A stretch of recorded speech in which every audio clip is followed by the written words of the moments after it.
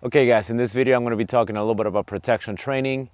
Now, what I wanted to talk about today is two things that protection training should sort of revolve around. And those two things are, one, make sure that the dog activates the decoy. The dog should always activate the decoy, not the other way around. What we don't want is, we don't want the decoy to do all kinds of movements so that the decoy could activate the dog. What ends up happening if you do that is you make the dog dependent on the decoy. We make the dog sort of passive, and we'll have the dog, and then we can teach the dog accidentally to just wait for the movement of the decoy, which is not necessarily what we want when it comes to protection training, sport training. We want the dog to be very active. We want the dog to be in control of the bite work situation. So what we want to do is we want to be as passive as we can until the dog gives us some sort of an activation cue. Now that activation cue, depending on the age of the dog, could be as simple as a quick whine. It could be as complex as a full, powerful bark or a series of barks. And that's what we want. We don't want the dog to be passive. We want the dog to be very active. We want the dog to see the decoy, and on cue from the handler, that dog activate the decoy a lot. Okay? And then once the dog does activate the decoy, then naturally we activate. Then we go, okay, now I'm going to give you, this game. I'm going to give you what you want. But first you have to give me what I want, which is barking. I've seen a lot of dogs they get locked in prey drive and they don't want to bark. And it happens, it's very natural. It's very natural with very high predatory dogs. Those that get locked in prey drive, they just are quiet the entire time, because that's what the prey drive state of mind is. The dog is in prey mode, so the dog is just locked in and they're waiting to just get released so they can chase, grab, and bite. So what we want to do is we want to get the dog away from that. So we want the dog to activate the decoy. Do this and then the decoy will move. Then you get the prey drive. The second thing that I wanted to touch on in this video is the conditioning aspect of protection training. I used to not think about this for a very long time, but it is something that is overlooked a lot. And sometimes the dog kind of takes care of it for us and we don't really pay attention to it. And what I mean by the conditioning aspect of protection training, you have to think about what a dog does when they're doing bite work. They're using their mouths, they're biting, they're clamping onto the sleeve, the wedge, whatever it is, right? The bite suit. What's happening is this dog is clamping.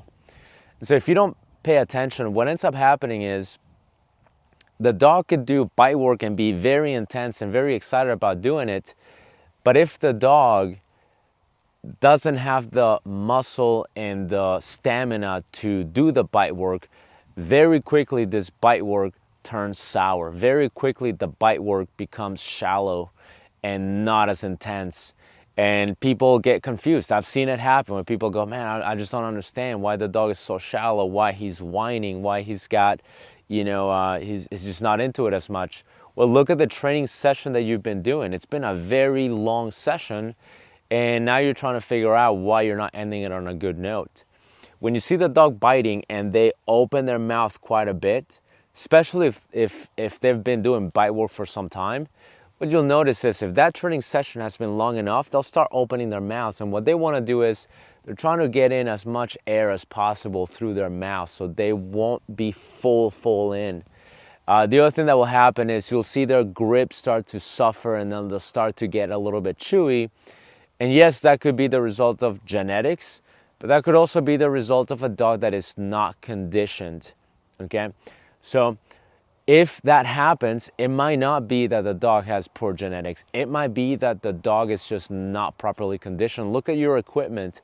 Are you going from a soft sleeve to a hard bite suit? Are you going from a soft sleeve to a hard wedge to a hard sleeve? If you don't pay attention to those details, your dog might give you the impression that they're not doing as well on that new equipment, but it could be that the dog is just not used to that level of hardness of the equipment that you're bringing in. So what we want to do is we want to dedicate a lot of our training sessions to developing the muscles, around the neck, the muscles on the face, the forehead, everything. So all of that is going to give us a nice, full, powerful bite. Okay, even if the dog genetically is not predisposed to have a full grip, what you will notice is if you work on the stamina, the conditioning, and the muscle development of the face, even the dog that is not predisposed to have a full grip, their grip will get better. I know this from experience.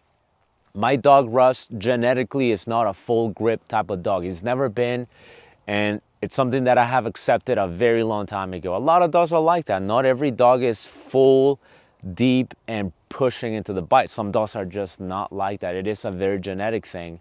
But when Russ' work started to be focused on holding and carrying and developing the muscle and conditioning his lungs, conditioning him to breathe through his nose, not through his mouth, I saw a huge improvement on his grip.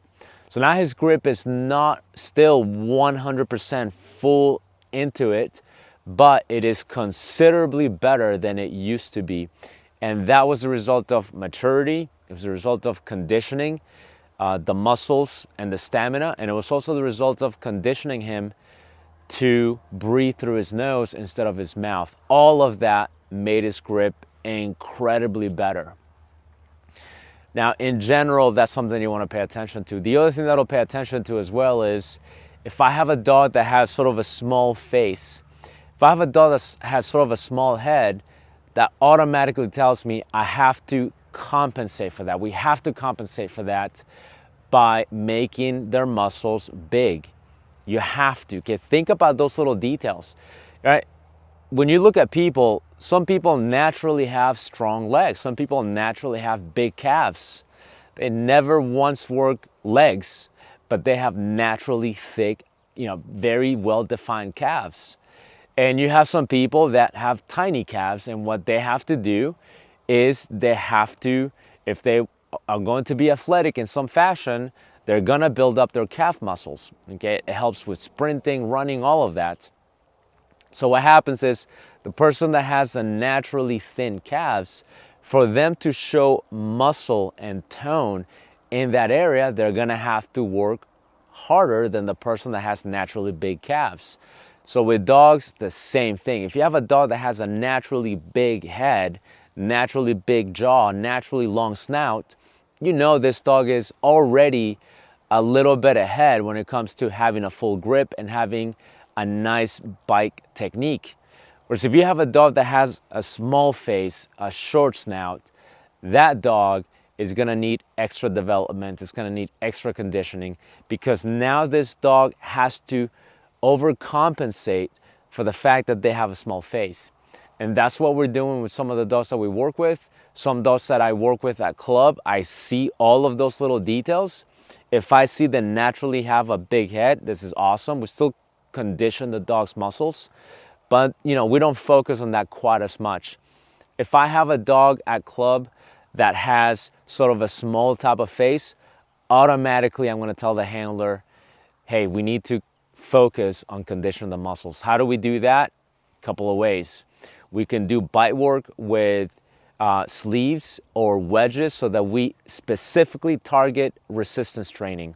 We're not so much working on targeting, we're working on resistance training. We could do bungee work, we could do like a bite wall where the dog is suspended from the wedge, so they're biting on the wedge and they're suspended.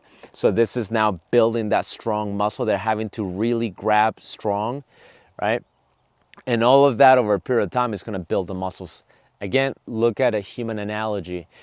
If you wanted to strengthen your grip, there are grip trainers. You're gonna see these spring trainers for your hand, and there's resistance. So you're gonna do this back and forth, and that's gonna build the strength and the grip on your hands. It's the same thing with a dog. If you wanna build their grip strength, you wanna make sure that you work on that. It just so happens that bite work naturally works their grip, but sometimes you have to focus on that a little bit more. And those two reasons as to why we're gonna do that is, one, the dog has a small face, sort of a small skull, right? Their snout's not very long. And two, the dog is not naturally predisposed to have a full grip. Genetically, he's just not that way. Or temperament-wise, he's just not that way. So what we're gonna do is, in those two instances, we're gonna work on the grip and conditioning the dog. And that, when you do that, I guarantee you, you're gonna see a fuller grip when it comes to bite work. So if you like this video, make sure you guys like and subscribe. Go to dogtrainingismypassion.com if you want to work with me, or if you want to sign up for the exclusive content membership area. And I'll see you guys in the next video.